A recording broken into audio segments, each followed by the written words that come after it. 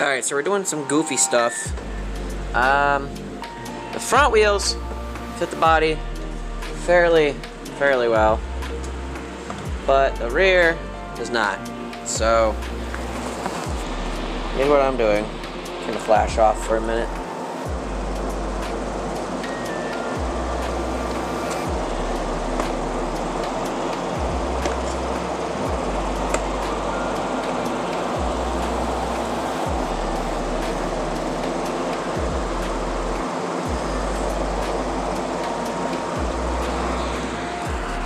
Alright, so I got 7mm wheel hexes, and you can see the front, nice, but the rear is still got a lot of room. So what we're gonna do is we're swapping from, give me a second with my hand, the OFNA part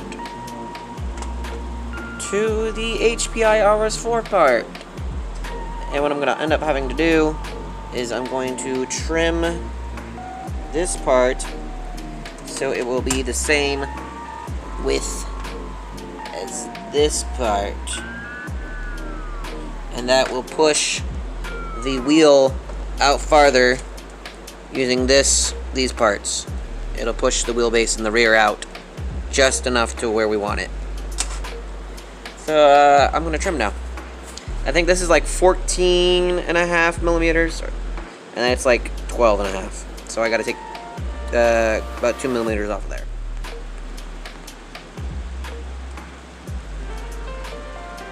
Here you can see stock, not stock. Alright, you can see how much wider that makes the rear end. Now check out that fitment. Nice. So the rear wheelbase is technically wider now than the front. How does this affect performance and handling? I have not a clue. I don't know. If it's really weird with it being all-wheel drive, I'll make it two-wheel drive. And then if I make it two-wheel drive, I might as well cut the hubs, make sure it gets all the angle, and make it a drift truck.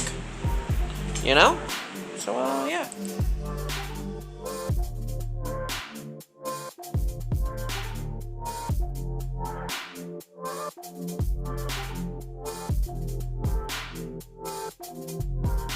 Swapping the bushing for bearings on this guy, because I had to sand this stub with 1000 grit sandpaper to get that to fit. Finally went in.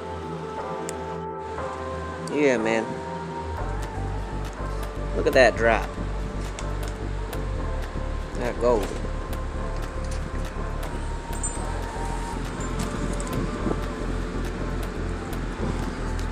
It might need to be limited just a little bit, but even a roller slide.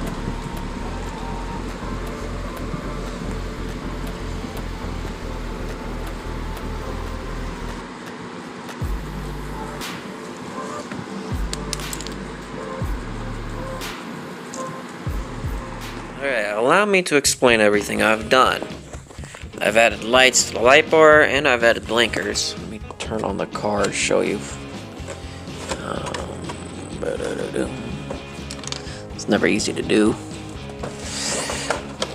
One-handed, I'm just gonna have to take the body off for a second. There we go.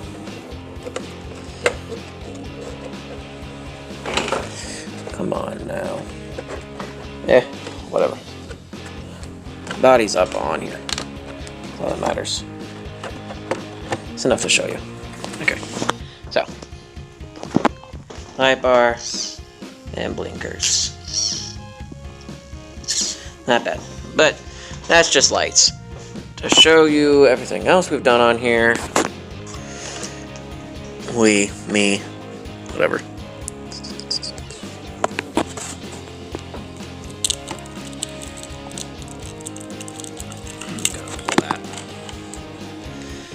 Body. Alright. So, I have swapped the shocks out. These are the shocks that I originally got with that buggy up there. They were way too small on that thing, so they work on here. We have put Durtrax Maximum arms up on the front. We took the Traxxas RPM Nitro, or the RPM hubs that switched to a hex for the front of the Slash and the Rustler. So that's on there. That arm. We've had to redo a lot of the tie rods. We got Nitro Rustler, or Nitro Sport rear arms. We've changed to the Rustler drive shafts just because the stub was a little longer. We got ball bearings. We've changed the hub too.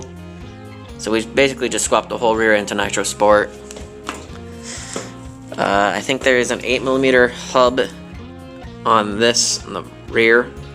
So either 8 or 7, doesn't really matter. The other thing we've done, we've locked up the differential. So what we've done now, the diff isn't as open. I have swapped the carburetor to an SH18 slide carb. The spur gear is kind of rubbing, but it'll self-clear. I need to change the gearing now because this thing does not move in grass at all. But once that's changed, and I have different wheels coming for this. These are the wheels for the Jado over there. This is all gonna look sick. Right now, I am working on the Durtrax Maximum. Just keep hacking and slashing away. The Durtrax Maximum, I have fitted a slipper clutch eliminator and a gear from a Traxxas Jado on here. So that should be going on there.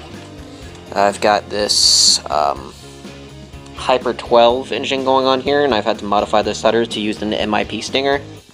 And we'll try that in there, but this engine will eventually find its way into my 3-wheeler project, but that's, I'm just testing it out in the Durtrax Maximum with the new drive gear, because I can't find a stock gear for the Durtrax Maximum single speed in the United States. So once that's all put together, I'll make a video on that. That's going to be it for this video. I will see you guys next week. Say bye, Bonnie. Yeah, say bye. Okay.